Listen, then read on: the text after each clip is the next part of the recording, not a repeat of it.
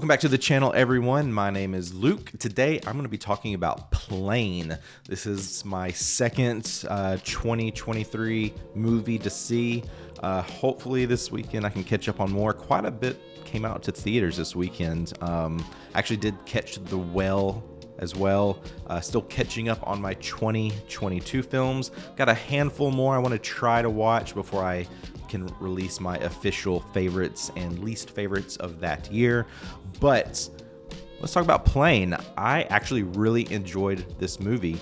It is, to me, like just a classic action-packed film. Doesn't beat around the bush. It gives you exactly what you need. It's an hour and 47 minutes, rated R, primarily just for a lot of violence, as well as, I guess, some, you have a lot of moments in the plane. But essentially, what we have here is that we have Gerard Butler as our main actor here as the pilot, who is traveling from Singapore, small plane ride with about 14 people, though one of these people is a prisoner. There is a major storm, and I think what I really liked about this one is, like, they don't drag anything out. They hit these points right on, and they do enough within the characters as well to get you invested in them as well. But focusing on just essentially the story is that right at the get-go, they look to say, we're traveling, we've got about a 6-hour plane ride, we only have so many people, there's a major storm, what's the point of flying through it? Why can't we just try to fly around it to keep everyone safe? But one person says, no, just take the plane at a higher altitude, you should be fine. That way, they're essentially, what's also really cool about this is you're looking at this from different perspectives. You're looking at this from the pilot of taking care of his passengers. You're also looking at this from the company side of, like, how they're trying to save money to get their planes from point A to point B. Though, the big focus here is, like, you got to think about the people as well and keep them safe.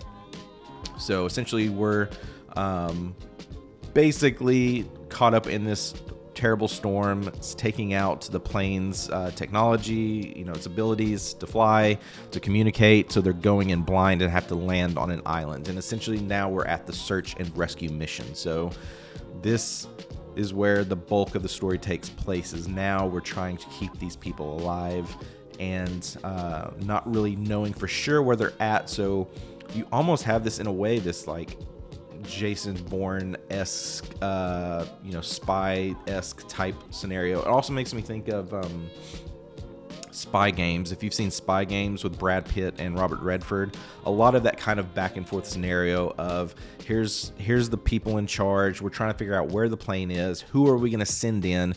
Can we get help from local governments to help, find where these people are, keep them safe, get them home? You have a lot of that, and then you have the unknowns on the ground level of Gerard Butler's character dealing with casualties, dealing with keeping people safe, dealing with how do we communicate back home so they can try to figure out where we're at. Also dealing with this prisoner who is played by Mike Colter.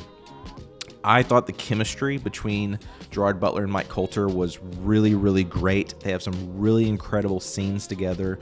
We get enough depth with each of these characters to really build on story.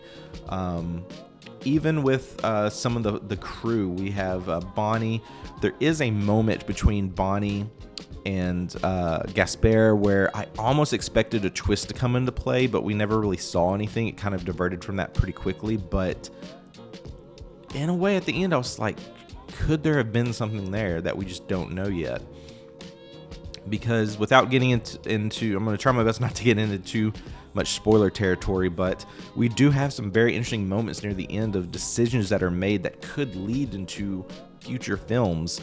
Will they do that? I don't know, because this definitely could work as a standalone film, but I think there's still more story that we could go into with some of these characters, because we're looking at, especially with Gerard Butler's character, there are moments where there's questioning of, like, okay, this guy seems like the real deal, but why is he stuck on these commercial flights? Why isn't he flying, for more popular routes or more higher pay, etc.?